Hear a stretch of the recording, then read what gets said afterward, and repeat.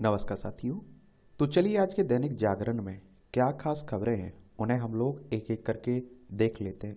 और याद रखिए दैनिक जागरण का नेशनल एडिशन है, राष्ट्रीय संस्करण है, तो इसमें आप लोगों को महत्वपूर्ण खबरें ही देखने को मिलेंगी। इस समय आप लोग देख रहे हैं कि भारत और दुनिया राममय बना हुआ है।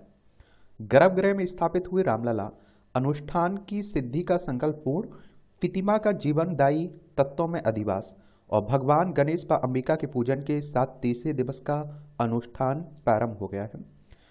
क्या होता है अधिवास? तो प्राण प्रतिष्ठा के पहले मूर्तियों को का अधिवास कराया जाता है। अनुष्ठान के अनुसार 12 से 18 अधिवास होते हैं। उदाहरण के लिए जल अधिवास के तहत मूर्ति को जल से भरे विशाल पात्रों में शयन कराया जाता है। इसी तरह आप देखेंगे कि गेहूं, धान आदि अन्न के भंडार में ढककर अन्नाधिवास कराया जाता है। औषधियों में रखकर औषधिवास कराया जाता है और सोयाधिवास में उन्हें रखकर शैया पर शयन कराया जाता है। ठीक है। 22 जनवरी को आधे दिन बंद रहेंगे केंद्रीय कार्यालय और बैंक। अलग अलग देशों में प्रभु राम पर जारी हुए डाक टिकटों का पीएम ने जारी किया एल्बम। और कहा कि डाक टिकट के साथ पत्र या वस्तु भेजते हैं तो उन्हें इतिहास का एक टुकड़ा भी भेजते हैं।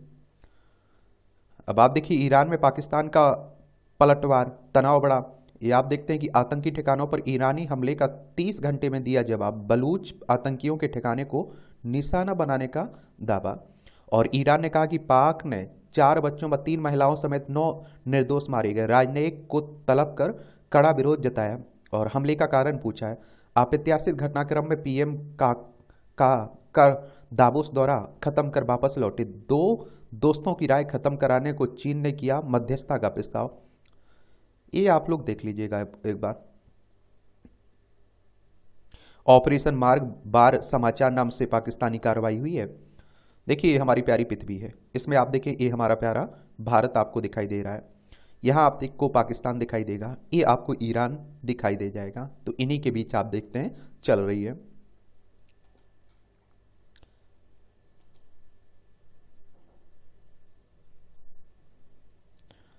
सोलह वर्ष से कम उम्र के छात्रों का नामांकन नहीं कर सकते हैं कोचिंग संस्थान।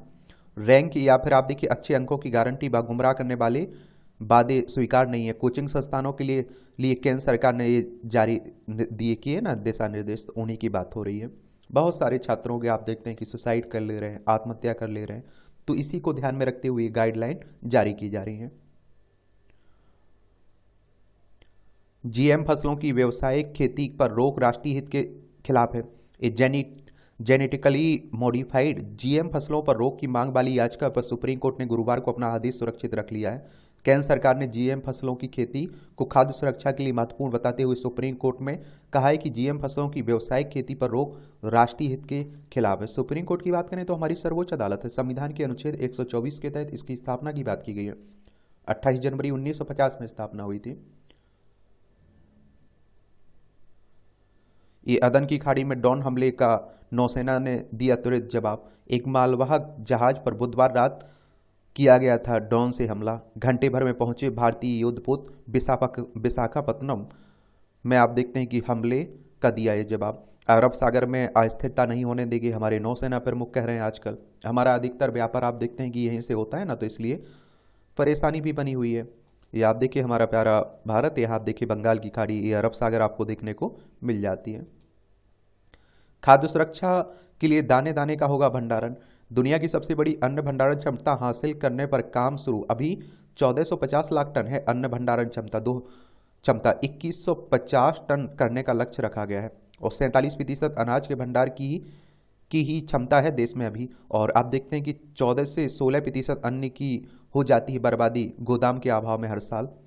और महंगाई पर लग सकेगा इससे अंकुश भी, ऐसा भी कहा जा रहा है। भंडार के अभाव में बर्बाद होने वाले लाखों टन अनाज भंडारण क्षमता बढ़ाए जाने के बाद बचाया जा सकता है उसे।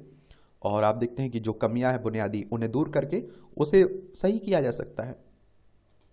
ये आपकी राष्ट्रीय राजधानी से जुड़ी ही खबरें हैं।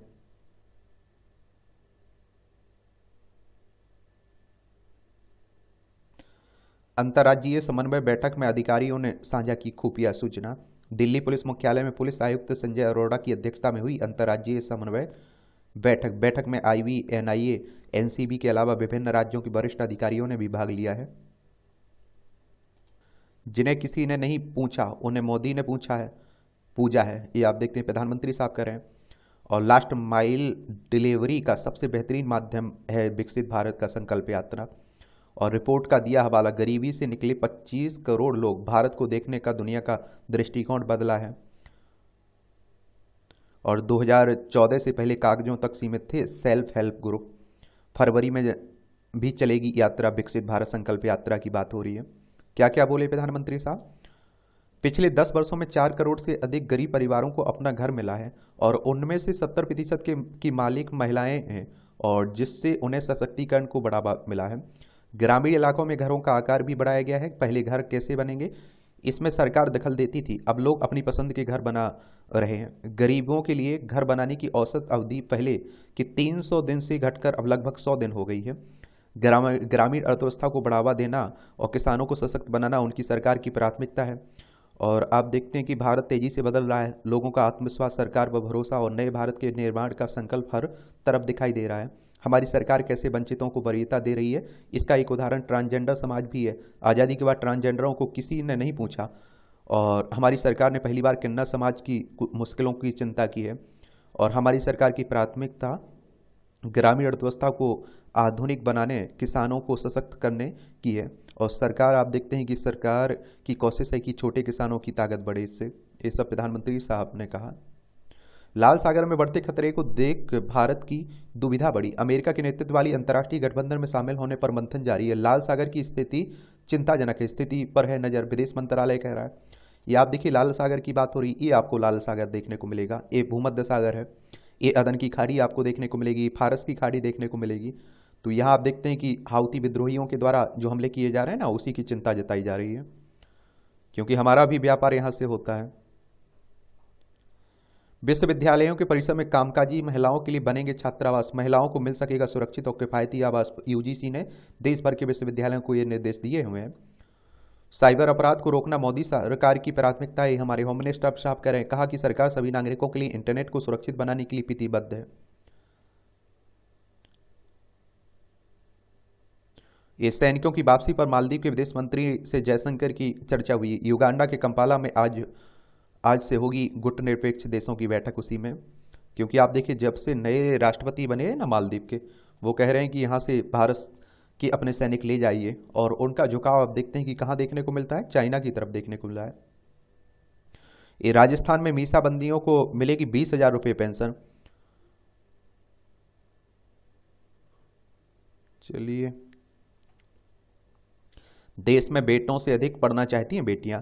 नई वार्षिक शिक्षा स्थिति रिपोर्ट 2023 में किया गया दावा। रुचि बेहतर गृहिणी बनने के लिए शिक्षा को माना इन्होंने जरूरी। और विज्ञान, प्रौद्योगिकी, इंजीनियरिंग में गणित को कम चुनती हैं बेटियां। और महज 5.6% युवा ही ले रहे हैं व्यवसायिक प्रशिक्षण। और आप देखते हैं कि व्यवसायिक प्रशिक्षण पर ज़्यादा हमें ध्यान देने की जरूरत है, समझ रहे हैं आप लोग। और इसमें आप देखिए, बेटियां मानती हैं कि शिक्षा उन्हें बेहतर गृहिणी बनने में मदद करेंगी, और पढ़ाई के प्रति उनकी रुचि भी इसका प्रमुख कारण। हालांकि लड़कियों के लिए पढ़ाई जारी रखने के फैसले का उनका खुद के ना होकर परिवार का होता है। यह दावा शिक्षा केंद्रित गैर सरकारी संस्था प्रथम फाउंडेशन द्वारा जारी नई वार्षिक शिक्षा स्थिति रिपोर्ट 2023 में किया गया है। और आप देखिए, बियॉन्ड बेसिक्स शीर्षक वाली ASCER 2023 के लिए 26 राज्यों के 28 जिलों में 14 से 18 उम्र के 34,745 बच्चों पर सर्वे किया गया है। उत्तर प्रदेश और मध्य प्रदेश के 2 ग्रामीण जिलों, अन्य सभी प्रमुख राज्यों के कम से कम 1 ग्रामीण जिले में सर्वे किया गया है। चलिए, उसी की बात हो रही है।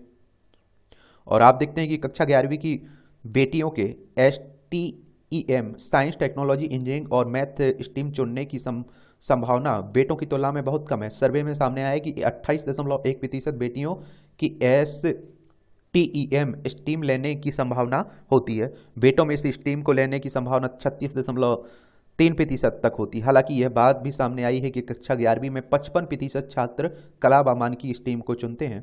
ये भी देखिएगा। एक देश एक चुनाव पर कोविंद ने पूर्व जजों के साथ बैठक की हुई है। देखिए, एक साथ चुनाव करवाने की बात हो रही है ना, कि लोकसभा और विधानसभा के चुनाव एक साथ हो जाएं।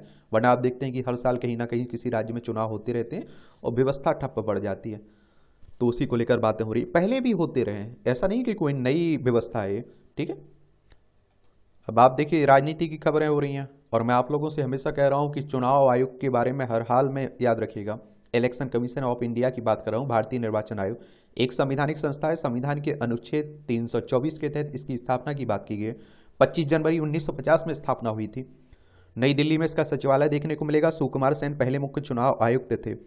और आप लोगों को बताना है, यहाँ क्या बताना है कि चुनाव मतदाता दिवस किस तारीख को मनाते हैं, ठीक है, वो कब से मनाना शुरू हुआ था। कई बार हम लोग इसके बारे में बात कर चुके हैं। और जहां भी राज्य में चुनाव हुआ करे वहां आप लोग देखा करिएगा, ठीक है, क्योंकि वो भी आपके लिए महत्वपूर्ण रहते हैं। नेताओं के बयान आपके लिए महत्वपूर्ण नहीं रहते हैं, वो तो बोलते रहते हैं।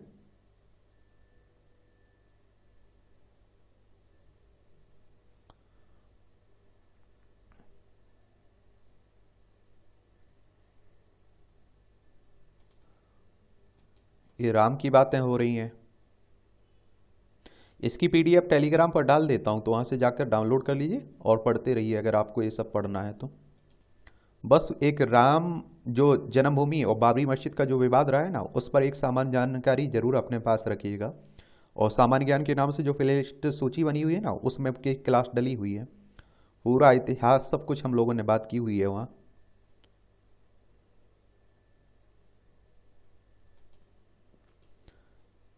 ये आप देखिए, अविवाहित बेटियां पिता से गुजारा भत्ता पाने की हकदार हैं। धर्म उम्र बाधा नहीं है। घरेलू हिंसा अधिनियम के तहत संरक्षण प्राप्त है।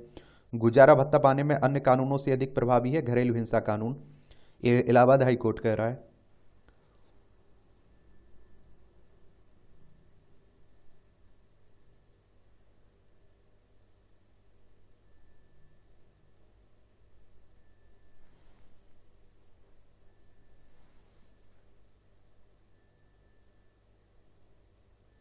विधान के संकल्प और सरकारी सहयोग से पहाड़ी गांव को किया हर्षित।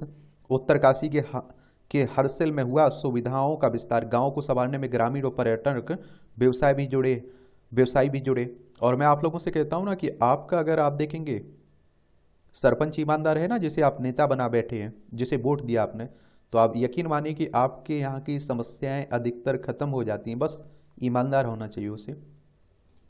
अब आप देखिए, संपादकीय पाठ है, ये आपको प्रीलिम्स में, मुख्य परीक्षा में, इंटरव्यू में हर जगह मदद पहुंचाता है। एक सामान्य जानकारी मिलती है यहाँ से। नई किस्म की राजनीति करते मोदी।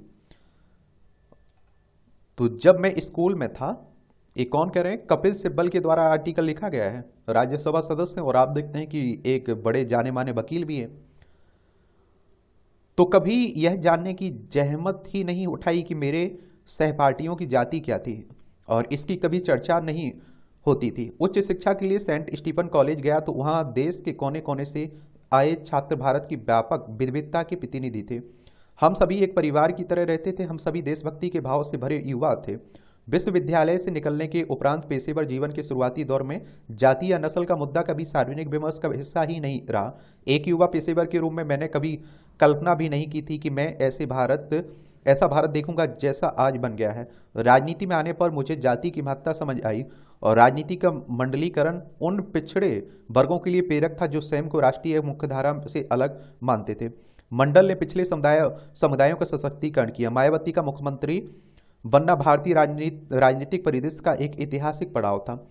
और सच्चर कमेटी ने अल्पसंख्यकों की दशा दिशा दलितों से भी गई गुजरी बताई, पर उनकी दशा सुधारने को बनाई गई सरकारी योजनाओं को तुष्टीकरण की कवायद के रूप में देखा जाने लगा, जबकि अन्य वर्गों के लिए नीतिगत लाभों पर वैधता की मुहर लगी। अनुसूचित जाति, अनुसूचित जनजाति, पिछड़े वर्गों को संवैधानिक आधार पर सशक्त बनाया गया। आर्थिक रूप से पिछड़े समुदायों तक भी आरक्षण का विस्तार कर हिंदू बहुसंख्यक की शिकायतों के समाधान का प्रयास हुआ।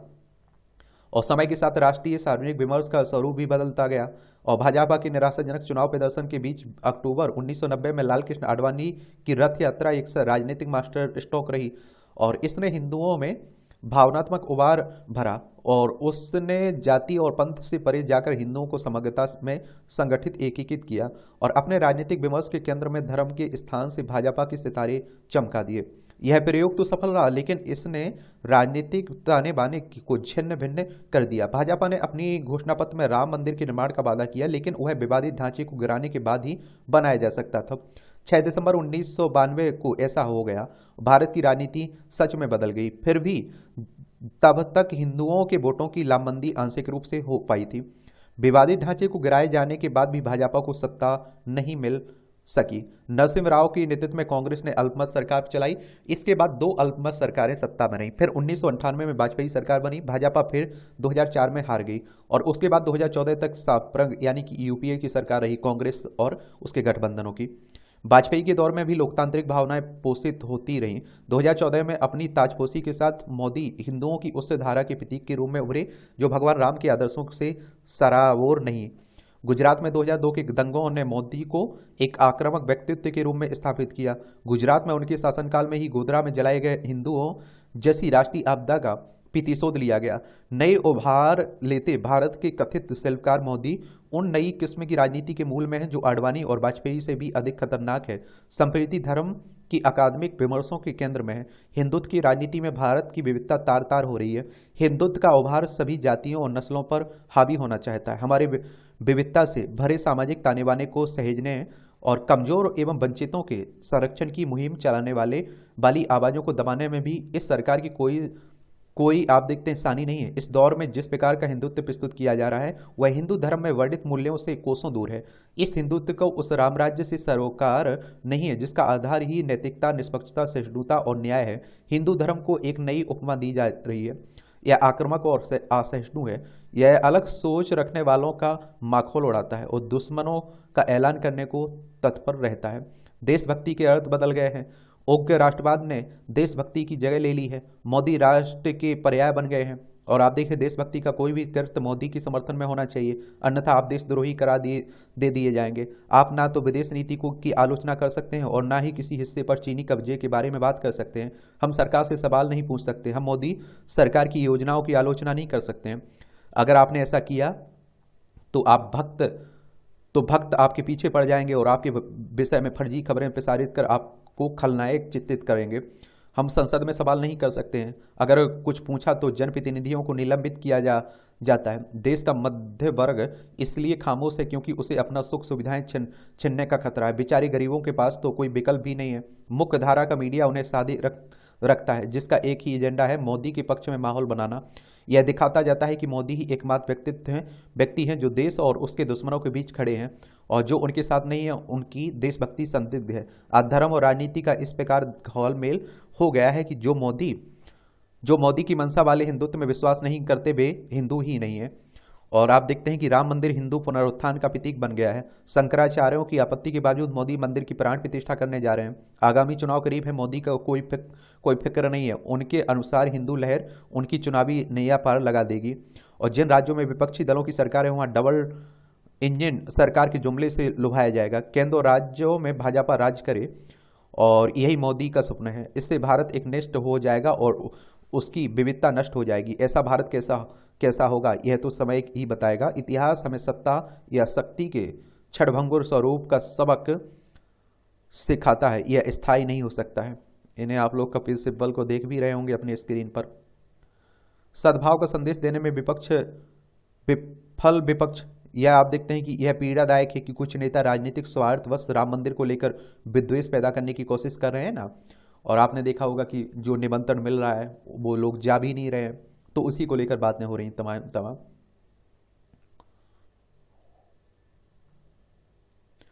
यहां भी आप देख लीजिए वास्तविक संपदा, ये अच्छा कॉलम लिखा जाता है। सभी सुविधाओं युक्त भव्य मकान, शानदार वाहन, ऊंची आय, घर, वाहन के लिए सेवादार जैसे चलायमान वस्तुएं व्यक्ति की वास्तविक संपदा नहीं हो सकती हैं। अनेक व्यक्ति इन्हें परम लक्ष्य मानकर आजीवन भ्रम और अंततः दुख में जीते हैं। बेचारे नहीं जानते कि कालांतर में ये वस्तुएं छत विक्षत हो सकती हैं। धर्म स्थलों के बाहर कटोरा थामे बैठे व्यक्तियों में आप देखते हैं कि उन नामों लोगों की संतानें भी हैं। उन्होंने बाह्य उपलब्धियों को वर्चस्व मानकर असल संपदा की अनदेखी की है। तो ये भी आप लोगों को देख लिया करिएगा। ये आर्टिकल अगर पढ़ना हुआ करे तो PDF डाल देता हूँ, ठीक है।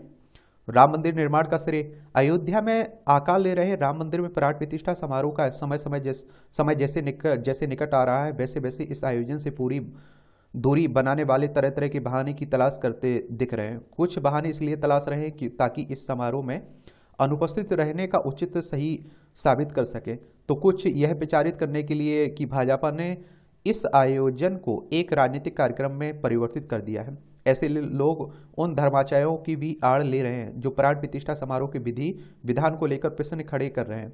ऐसा करके वे अपनी खींच ही निकाल रहे हैं। ऐसे लोगों का एक प्रश्न यह है कि आखिर जब अयोध्या में राम मंदिर का निर्माण सुप्रीम कोर्ट के निर्देश पर हो रहा है, तब फिर उसका श्रेय भाजपा या फिर प्रधानमंत्री नरेंद्र मोदी कैसे ले सकते हैं? यह प्रश्न खड़ा करने वाले इसकी जानबूझकर अनदेखी कर रहे हैं। यदि भाजपा केंद्र की सत्ता में नहीं होती है और अयोध्या मामले में शीघ्र निर्णय देने की आवश्यकता रेखांकित नहीं करती है, तो संभवतः सुप्रीम कोर्ट का फैसला आने में और अधिक देर होती है। एक तथ्य आप देखते हैं कि यह भी है कि सुप्रीम कोर्ट के फैसले के बाद मोदी सरकार ने यह सुनिश्चित किया कि अयोध्या में राम मंदिर का निर्माण जितनी जल्दी संभव है वो शुरू हो, और उसकी प्रतिबद्धता का पता इससे चलता है कि कोविड प्रतिबंधों के बावजूद प्रधानमंत्री ने अयोध्या जाकर राम मंदिर निर्माण का शुभारंभ किया, और प्रधानमंत्री ने इसमें अतिरिक्त रुचि ली कि अयोध्या में भव्य राम मंदिर के निर्माण का सपना शीघ्र साकार हो। यह भी उल्लेखनीय है कि उन्होंने अपने प्रधान सचिव रहे नितिन मिश्रा को राम मंदिर निर्माण समिति का अध्यक्ष बनाने की पहल की है। इसी तरह उन्होंने न केवल राम मंदिर निर्माण समिति को इसके लिए प्रेरित किया और कि यह मंदिर राम समावेशी स्वरूप में निर्मित हो, बल्कि अयोध्या के चहुमुखी विकास पर भी बल दिया। और इसी का परिणाम है कि जहां राम मंदिर के साथ वाल्मीकि, सबरी और निषाद राज आदि की स्मृति में भी मंदिर निर्मित हो रहे हैं, वहीं अयोध्या में हवाई अड्डे, रेलवे स्टेशन आदि का निर्माण भी किया गया। अयोध्या के विकास में केंद्र सरकार के साथ उत्तर प्रदेश सरकार भी इस तरह प्रयत्न कर रही है कि उससे यह स्पष्ट है कि राम की यह नगरी सबसे प्रमुख तीर्थ स्थल बनने जा रही है। विपक्षी दल कुछ भी कहे, वह राम मंदिर निर्माण का श्रेय भाजपा या फिर प्रधानमंत्री मोदी से नहीं ले सकते हैं। और नरेंद्र मोदी ने अयोध्या में राम मंदिर के निर्माण के प्रति अपनी प्रतिबद्धता का परिचय केवल प्रधानमंत्री के रूप में ही नहीं दिया। यह ध्यान रहे कि वह राम मंदिर निर्माण की अनदेखी जगाने के लिए लाल कृष्ण आडवाणी की ओर से निकाली गई रथ यात्रा के साथी के तौर पर जाने जाते हैं। इस सब से राम मंदिर निर्माण के प्रति उनके समर्पण का ही परिचय मिलता है। नियुक्ति परीक्षाओं का हाल। झारखंड कर्मचारी चयन आयोग की ओर से आयोजित की जाने वाली नियुक्ति परीक्षा की तिथि बार बार टलने से राज्य के बेरोजगार युवा परेशान है। एक तरफ पर परीक्षाएं आयोजित नहीं होने की समस्या है, तो दूसरी ओर आप देखिए परीक्षा होने की कई महीनों बाद भी परीक्षाओं के परिणाम जारी नहीं होने से भी युवाओं का भविष्य अधर में रहता है। हाल ही में JSSC की ओर से आयोजित डिप्लोमा परीक्षा में वैकल्पिक प्रश्नों में 142 प्रश्न गलत होने की बात सामने आई है। 3 साल पहले जूनियर इंजीनियरिंग की नियुक्ति के लिए इस परीक्षा ली गई थी, लेकिन इसका रिजल्ट आज तक जारी नहीं किया गया। नाराज अभ्यर्थियों ने मंगलवार को JSSC कार्यालय का घेराव भी किया। कुव्यवस्था के कारण युवाओं में निराशा है। परीक्षाओं के बाद रिजल्ट जारी नहीं होने से छात्रों के समय की बर्बादी हो रही है, उनकी उम्र बढ़ रही है। झारखंड में JSSC हो या फिर लोक सेवा आयोग, इनकी ओर से आयोजित नियुक्ति परीक्षाएं शुरू से ही विवादों में रही है। दर्जनों परीक्षाएं अदालती चक्कर में बरसों से घिरी हुई है। वहीं आप देखते हैं कि कई अनियमितताएं भी सामने आती रही हैं। अब समय आ गया है कि जब इस संस्थाओं की व्यवस्था में को सुदृढ़ किया जाए और इन्हीं लोगों की अपेक्षाओं के अनुरूप बनाया जाए, आदर्श बनाया जाए। और हालांकि हाल के दिनों में कुछ अच्छे प्रयास भी हुए हैं, लेकिन अभी काफ़ी कुछ और किया जाना बाकी है। किसी भी राज्य की संस्था की कार्यप्रणाली वहाँ की पूरी व्यवस्था का आईना होती है। छात्रों युवाओं का भविष्य तय करने वाली संस्थाओं का सुदृढ़ और आदर्श रूप होना अनिवार्य है।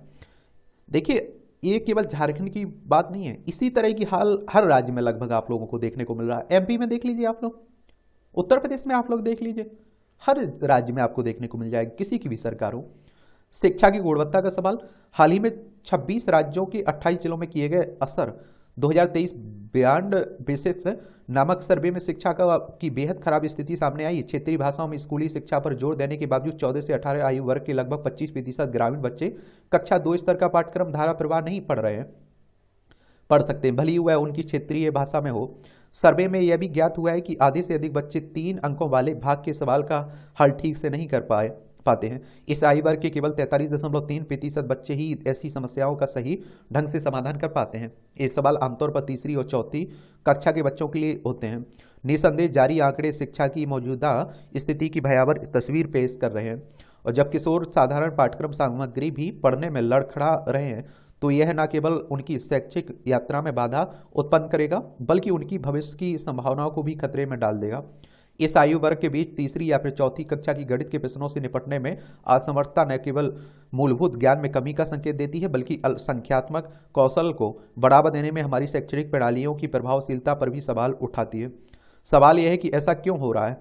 उत्तर बहुआयामी है, जिनमें आप देखिए पुराने पाठ्यक्रम से लेकर संसाधनों की कमी और कुछ मामलों में योग्य शिक्षकों की कमी जैसे कारक उत्तरदायी हैं। और शिक्षा का यह गिरता स्तर व्यापक एवं तत्कालिक प्रतिक्रिया की मांग करता है।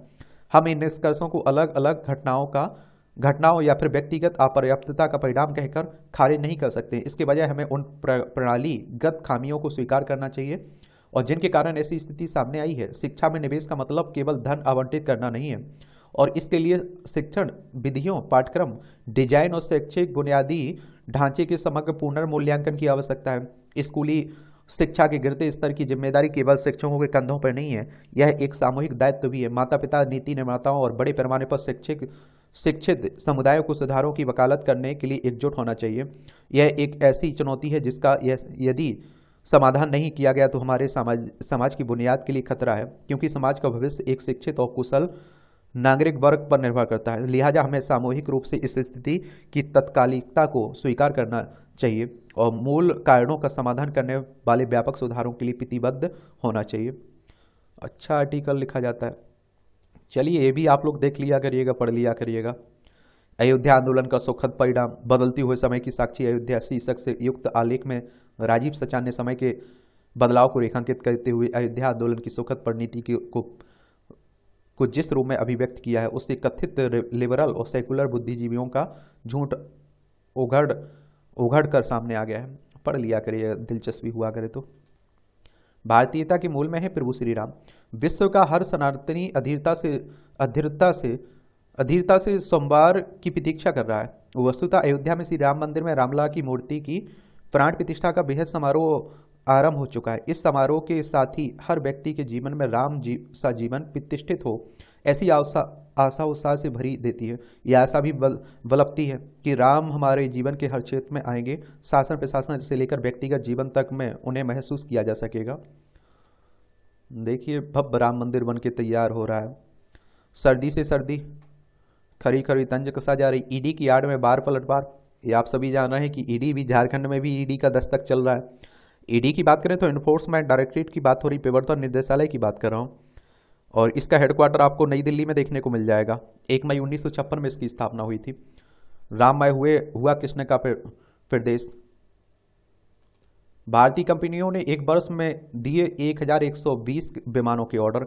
आकाश एयर बोइंग से खरीदने जा रही 150 एयरक्राफ्ट, इंडिगो 500 और एयर इंडिया 470 विमानों का दे चुकी है ऑर्डर, और 1000 विमानों की ऑर्डर बुक है अकेले इंडिगो के पास। 730 विमान हैं घरेलू कंपनियों के पास। अभी 1600 से अधिक विमानों की डिलीवरी आने के बाद सालों में की जा सकी भारतीय कंपनियों को।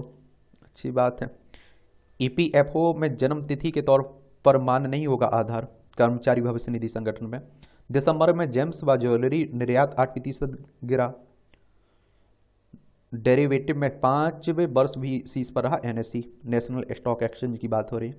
गूगल में इस वर्ष और छटने की उम्मीद है, सुंदर पिचाई कह रहे हैं। सैमसंग की गैलेक्सी M24 स्मार्टफोन नोएडा में बनेंगे। निर्यातक बनना चाहते हैं तो सरकार करेगी आपकी मदद। जल्द लॉन्च होने वाला है ट्रेड कनेक्ट ई प्लेटफॉर्म। हेल्प डेस्क भी शुरू करेगा DGFT। छोटे शहरों और ग्रामीण उद्यमियों को उत्पादन बेचने से लेकर वित्तीय मदद की भी मिलेगी सुविधा। एक बात और आप लोगों को बता दूं, देखिए निर्यात का मतलब होता है आप कुछ बेच रहे हैं, आयात का मतलब होता है कुछ खरीद रहे हैं। उम्मीद से अच्छी रह सकती विकास दर। आरबीआई ने अपने लेख में कहा कि पूंजीगत व्यय पर सरकार के जोर ने निजी निवेश को बढ़ावा देना शुरू किया है। RBI reserve bank of India की बात हो रही है। 2 ताप बिजली परियोजनाओं को आगे बढ़ाने की मंजूरी मिली है। 2660 मेगावाट क्षमता के 2 ताप बिजली संयंत्रों में 5607 करोड़ के इक्विटी निवेश को मंजूरी मिली है।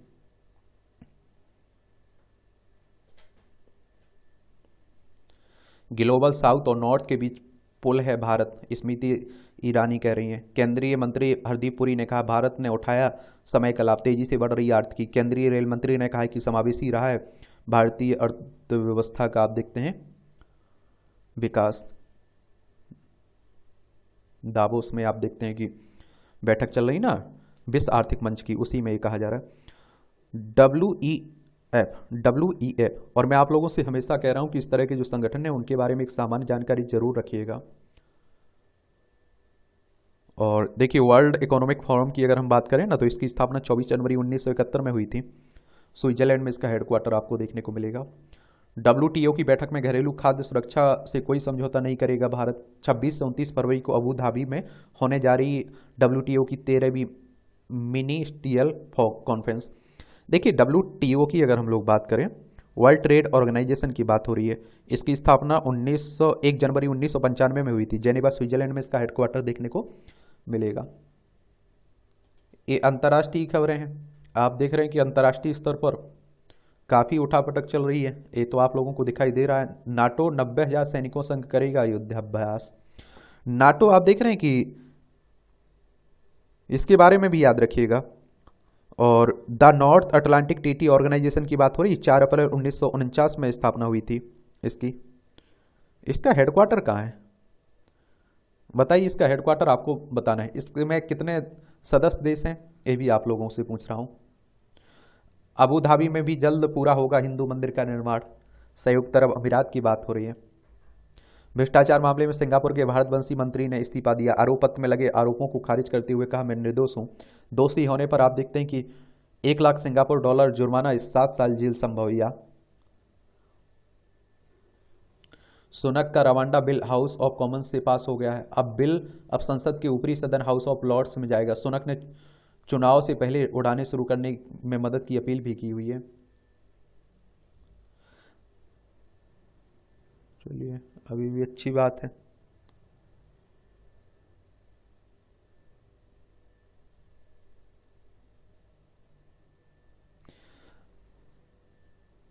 ये आप देखते हैं कि अप्रैल 2022 में ब्रिटेन रवांडा के साथ एक समझौते पर पहुंचा था। इसके तहत ब्रिटेन में अवैध रूप से आने वाले और शरण चाहने वालों को पूर्वी अफ्रीकी देश में भेज दिया जाएगा। यही उनके मामलों को आगे की प्रक्रिया में शामिल किया जाएगा। कैलिफोर्निया का प्रांतीय असेंबली चुनाव लड़ रही हैं भारतवंशी तारा श्रीकृष्णन। अब देखिए, भारतवंशी दुनिया में फैले हुए हैं, तो आप देख रहे हैं कि चलेगा कोई भी।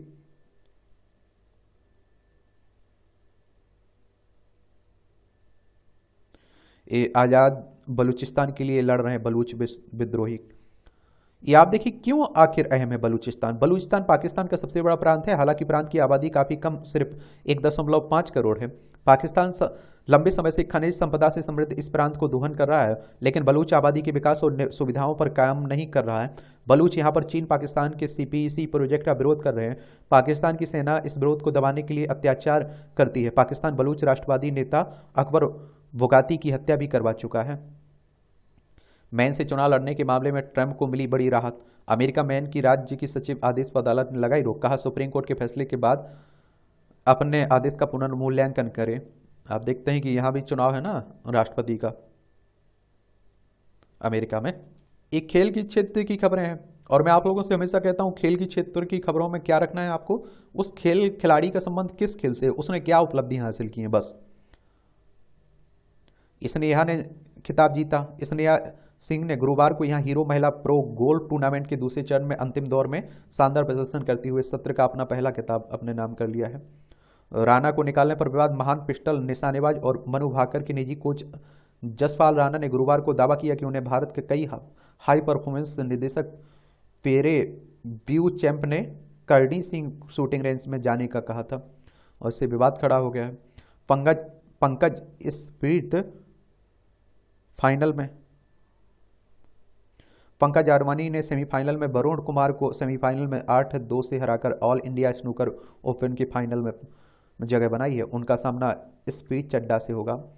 विश्व कप में चमक बिखेरने को तैयार है भारत की युवा ब्रिगेड। आज से शुरू होगा अंडर-19 विश्व कप का रोमांच। भारत का पहला मैच शनिवार को बांग्लादेश से होगा। सेमीफाइनल में जर्मनी से हारी महिला हॉकी टीम। पेनाल्टी शूटआउट में हारी टीम अब ओलंपिक का टिकट पाने के लिए जापान से होगा सामना।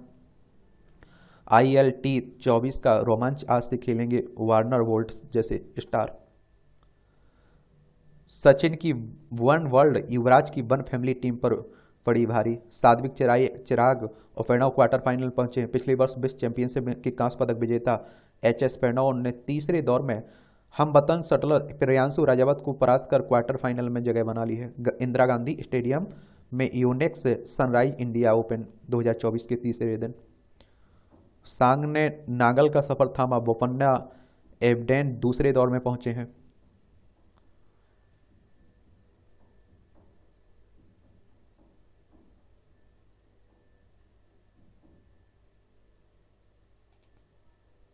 दिया जलाओ राम का, राम नाम का एक्ट्रेस कह रहे हैं, देख लीजिए।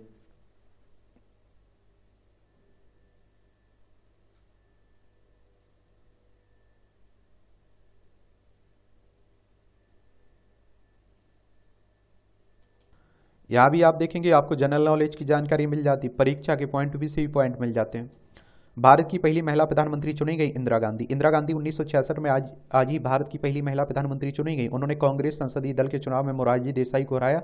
इंदिरा गांधी को 355 वोट और मोरारजी को 169 वोट मिले थे। इसके बाद इंदिरा गांधी लगातार 3 कार्यकाल तक प्रधानमंत्री रही थी। थॉमस एडिसन ने अमेरिका में फोनोग्राफ का हासिल किया पेटेंट। थॉमस एडिसन ने 1878 में आज ही के दिन फोनोग्राफ का पेटेंट कराया था। इस तकनीक ने ही आधुनिक संगीत व्यवसाय को न सिर्फ असंभव बनाया, क्या संभव बनाया, बल्कि विस्तार भी दिया। फोनोग्राफ आवाज की रिकॉर्डिंग कर उसे वापस प्ले करने में सक्षम पहला डिवाइस था। बाद में इसे ग्रामोफोन कहा गया। परमाणु नीति का खाका तैयार करने वाले के सुब्रमण्यम। देश में जाने माने राष्ट्रीय सुरक्षा रणनीतिकार के सुब्रमण्यम का जन्म 1929 में आज ही के दिन मद्रास की प्रेसिडेंसी की तिरुचिरापल्ली जिले में हुआ था। आईएएस अधिकारी के तौर पर काम करते हुए भारत सरकार में सचिव रक्षा उत्पादन बने। वर्ष 1998 में उनकी पहली राष्ट्रीय सुरक्षा परिषद के बोर्ड का संयोजक नामित किया गया। इस बोर्ड ने ही देश में के परमाणु सिद्धांत के मसौदे की रूपरेखा तैयार की। वर्ष 1999 में सुब्रमण्यम को कारगिल रिव्यू कमेटी का अध्यक्ष बनाया गया। और आप देखेंगे कि 2011 में उनकी डेथ हो गई थी। कॉकरोच के 5 करोड़ वर्ष पुराने जीवाश्म मिले। ये राजस्थान के बीकानेर क्षेत्र के कोयला खदान में विज्ञानियों की टीम ने खोज की है। ये विज्ञानियों का दावा है कि कॉकरोच के ये जीवाश्म देश में अब तक की सबसे पुराने माने जा रहे हैं। ये बाप्टा 2024 नामांकन में ओपेनहाइमर पुअर थिंग्स का जलवा बिखरा हुआ है। ये आप देखिए साल 2024 के ब्रिटिश अकादमी फिल्म और टेलीविजन आर्ट्स के लिए नामांकन का ऐलान हुआ है ना, तो उसी में गठिया पीड़ित महिलाओं के ब्लड प्रेशर में आधे घंटे टहलने से सुधार, ये अनुसंधान कह रहा है। प्राचीन संकल्प का संस्कृति का उत्सव। ये मैक्सिको के सियाबास राज्य के चेपाया डी कोर्जो में पारंपरिक उत्सव फेराचिकोस के दौरान यह खास तरह की हैट और मास्क लगाए लोग। फेराचिकोस पूर्वी हिस्पैनिक मूल का उत्सव है। इस उत्सव के माध्यम से लोग अपनी प्राचीन संस्कृति और सभ्यता को याद करते हैं। खराब हुआ टेक तो हाथियों ने उड़ाई संतरे की दावत। मूवियों से जुड़ी खबरें हैं, तो ये भी देख सकते हैं आप लोग, दिलचस्पी हुआ करे तो इस तरह से आप देखेंगे कि आज के न्यूज़पेपर की कहानी ख़त्म होती है। आप लोग पढ़ते रहिए, एंजॉय करते रहिए। आपका कोई सवाल हो, सुझाव हो तो आप लोग ज़रूर बताइएगा।